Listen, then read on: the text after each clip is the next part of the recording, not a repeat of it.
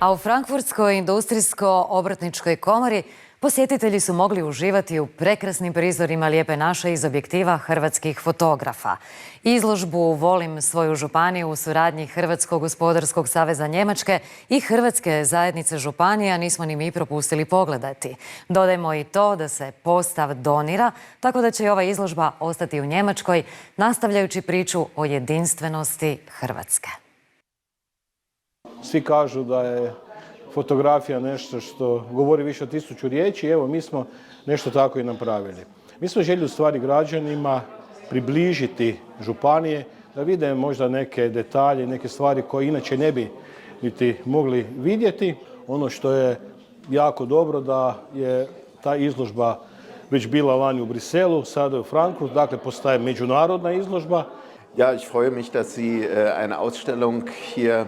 Kada se vide ove prekrasne slike, jasno je da je naslov Volim svoju domovinu više nego opravdan. Hrvatska je prekrasna zemlja, ne samo kao destinacija koju vrijedi posjetiti, već i kao važan gospodarski partner.